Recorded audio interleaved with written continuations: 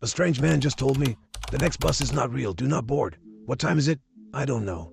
I did know. It was 11:55 p.m. I lose motivation to talk properly when I'm tired, although this was definitely an overreaction. At most it would have taken an extra second to tell him the time, but I wasn't really thinking.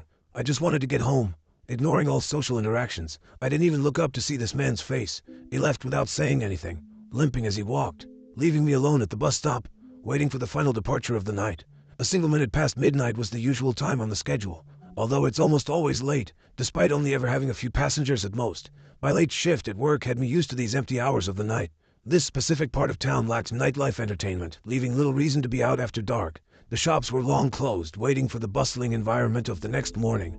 Until then, they remained silent. Some had their lights on all night long, spilling echoes of life into an otherwise inactive street. If the rapture occurred with me at this bus stop, it would take a long while for that news to reach me as I simply continue waiting for an ever later, never arriving bus. These are the kind of thoughts I have as I wait in the dark for the bus. The occasional breaks in these thoughts are often caused by me checking the digital sign above me, displaying an estimated time for all upcoming departures. Expecting to see 5 minutes or perhaps a more delayed 10 minutes, I hadn't planned on having to read a whole sentence. So as I finished checking the sign, only then did my mind realize that it had not even seen a number. I had checked the sign but did not comprehend the content. My double take showed me what I had missed. The next bus is not real. Do not board. I stared for a moment before looking around. What I expected to see I do not know. Perhaps some pranksters giggling at their work, or more sinisterly a shadowy figure looming over to guide this paranormal event. Nothing. I saw nothing. The same street I had become familiar with had nothing new. It remained empty, with me as its only sign of life, so I waited. It was 11:59 p.m. by this point, so only 2 more minutes remained. On time for what may have been the first time ever the bus arrived. A single minute past midnight, and here it was, pulling around the corner, approaching the stop. I put my hand out to signal my need to board, feeling relieved that my only way home hadn't been cancelled. As the bus approached, I noticed the dark interior. The headlights were on, but the lights inside were all off. I could not make out whether any passengers were on board, or even who the driver was. Being a regular, I know most of the final route drivers, but this time it was anybody's guess.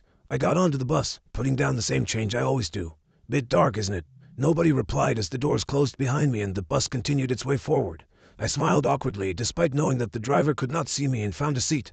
I never found out whether there were any more passengers, but I could only hope that nobody else had to go through these next events. Almost immediately I noticed stops being omitted from the route. A turn missed here, a completely wrong turn taken there.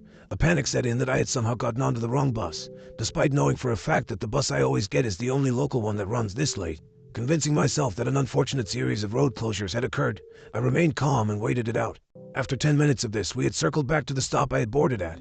In front of us, I noticed a more normal bus, the bus I was supposed to board. The lights were on with a few passengers. It was waiting at the stop. I spoke slightly louder than the rumble of the engine.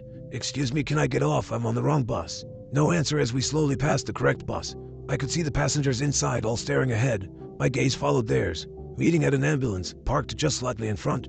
A small group of paramedics knelt down in the beam of the bus's headlights, surrounding a body on the floor. I couldn't make out the body's face, as it was just out of sight, although one leg looked twisted. The passengers looked distraught, whilst the bus driver stood talking to the paramedics. I stood up. I need to leave at the next stop. As I spoke, I pressed the bell, and the only sign of any internal lights lit up at the front of the bus, stopping. The sign then immediately turned off. Subsequent bell presses neither made the sound nor lit up the sign. I need to. The bus sped up suddenly, the force pushing me back into my seat. As I tried to stand up again, the wheels screeched as we turned a sharp corner without seeming to slow down at all. Again, the force pushed me back down. The speed continued to rise. The wheels on the bus went faster and faster until the outside world became simply a blur. I had never seen a car go this fast, let alone a road vehicle as large as this. I thought for sure that I was going to die right there. "What are you doing?" I found myself yelling out amid the panic. The driver, for the first and last time, spoke. "I don't know." My mind raced almost as fast as my body was being thrown about. The world beyond the windows soon morphed into a void of black, although the effects of our speed were still evident on my body as the velocity pushed me in all directions.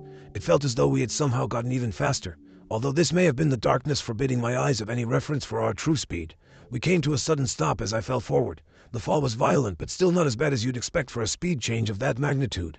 My nose hit the floor, causing a great deal of pain. I stood up, holding my face, trying to regain my balance. As the dizziness subsided, I began to notice where I was. We were outside my home. The bus stop I get off at is a 5-minute walk from here. Yet here we were, directly outside my house.